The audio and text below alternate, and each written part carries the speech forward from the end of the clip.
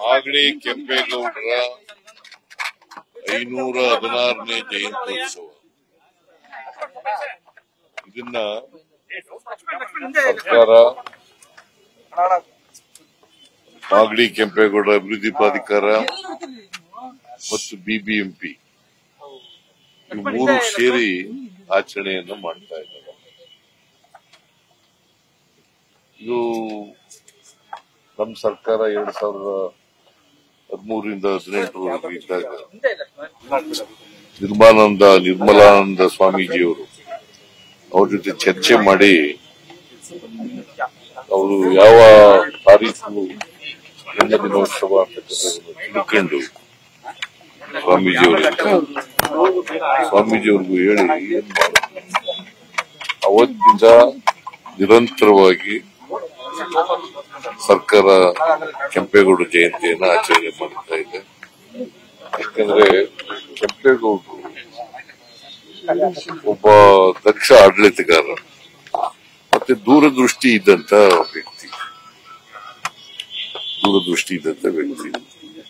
ಅವ್ರ ಕಾಲದನ್ನೇ ಈಗ ಅದಕ್ಕೆ ನಾವು ಅವ್ರನ್ನ ಬೆಂಗಳೂರು ಆಧುನಿಕ ಬೆಂಗಳೂರಿನ ನಿರ್ಮಾತೃ ಅಂತ ಕರೀತಾರೆ.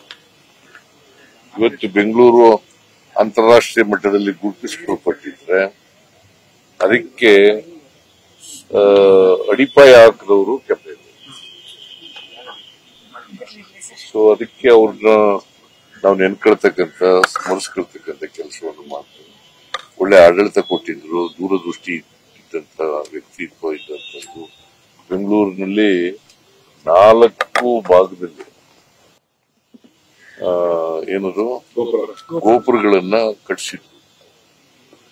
ಅವತ್ತೇ ಬೆಂಗಳೂರಿನ ಬಗ್ಗೆ ಹೇಗಿರ್ಬೇಕು ಅಂತಕ್ಕಂಥದ್ರ ಬಗ್ಗೆ, ಬೆಂಗಳೂರಿನಲ್ಲಿ ಆಡಳಿತ ಹೇಗಿರ್ಬೇಕು ಅನ್ನೋದ್ರ ಬಗ್ಗೆ ಇವತ್ತೆಲ್ಲ ಹೊಸಪೇಟೆ, ಚಿಕ್ಕಪೇಟೆ, ನಗರಪೇಟೆ, ಬಳೆಪೇಟೆ ಇವೆಲ್ಲ ಆಗಿದಾವಲ್ಲ ಅವ್ರ ಕಾಲದಲ್ಲಿ ಆಗಿದಾವ.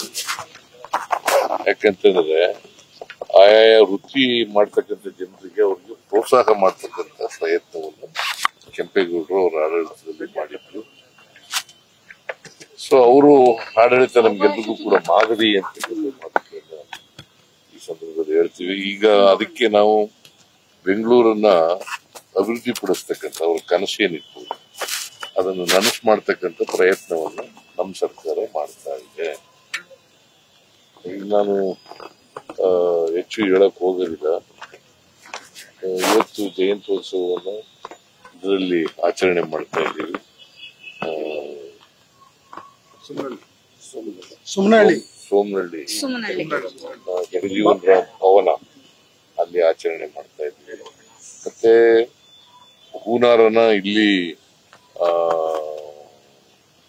ಏರ್ಪೋರ್ಟ್ ನಲ್ಲಿ ಕೂಡ ಇವರು ನಮ್ಮ DK ಶಿವಕುಮಾರ್ ಅವರು ಹೋಗಿ ಅವ್ರಿಗೆ ಗೌರವಿಸ್ತಕ್ಕಂಥ ಕೆಲಸ ಮಾಡ್ಬಿಟ್ಟು ಬಂದಿದ್ದಾರೆ, ಮಾಲಾರ್ಪಣೆ ಮಾಡಿದ್ದಾರೆ. ಇಲ್ಲಿ ಕೂಡ ಸರ್ಕಾರದ ವತಿಯಿಂದ ಮಾಲಾರ್ಪಣೆ.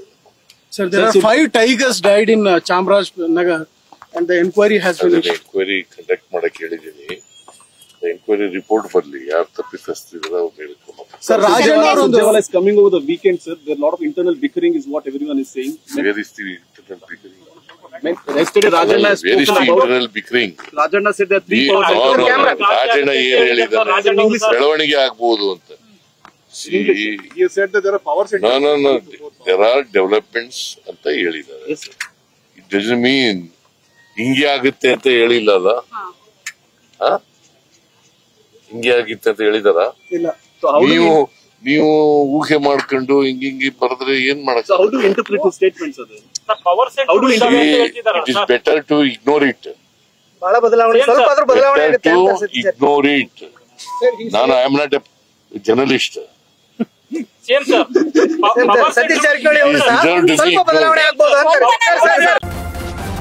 ನ್ಯೂಸ್ ಫಸ್ಟ್ ನಿರ್ಭೀತಿಯಿಂದ ನಿಮ್ಮ ಪರವಾಗಿ.